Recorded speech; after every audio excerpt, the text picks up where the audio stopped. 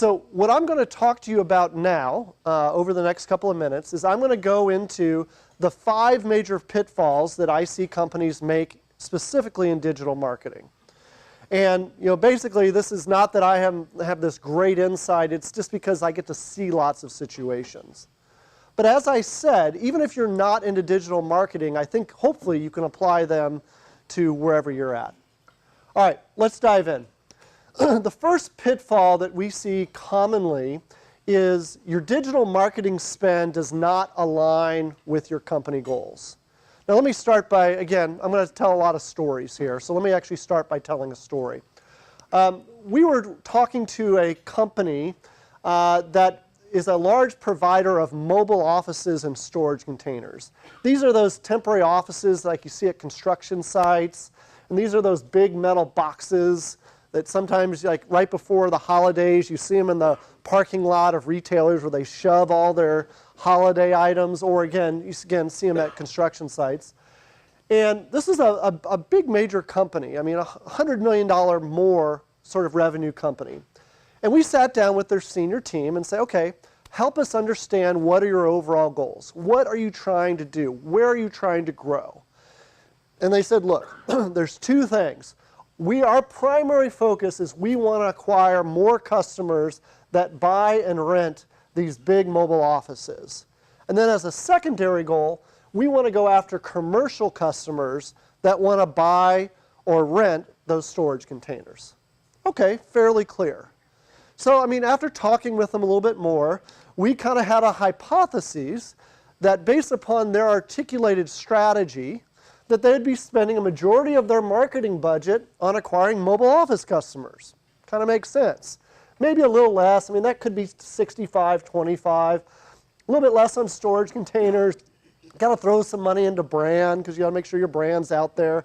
But then these pods, and by the way, one of the things I didn't say, they're not interested in is those residential moving containers. They don't want to work with consumers. They're all business to business. And so you would think that their goal is they wouldn't spend any money going after consumers.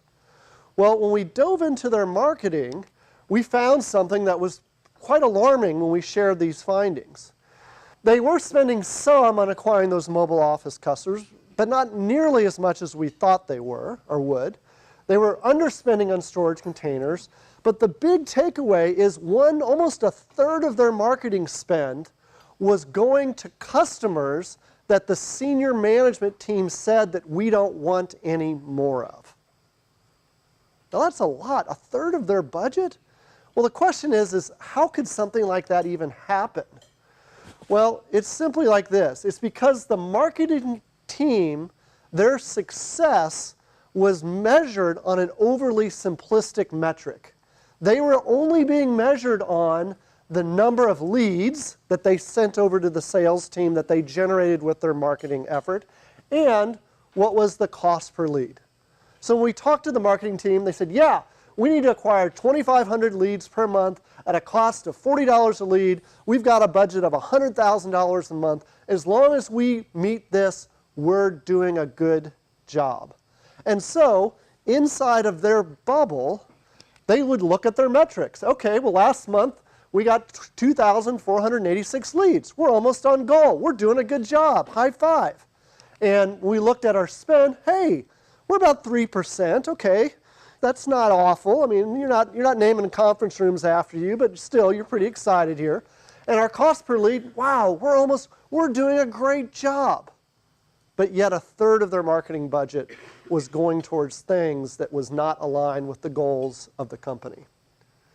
And so what happened is, or my suggestion to you in terms of if you want to avoid this sort of pitfall, first off, ensure that the overall company goals are clearly articulated to your marketing team. What happened is with this is that the senior team would have the senior staff meeting or the huddle, whatever you want to call it, or their planning process, where they would set strategy. And then 2 layers down inside of the organization, that got filtered down into something that was not exactly coherent. So make sure that those goals that are set at the high level are fully communicated throughout the organization. And that your marketing spend or whatever spend is aligned with those goals.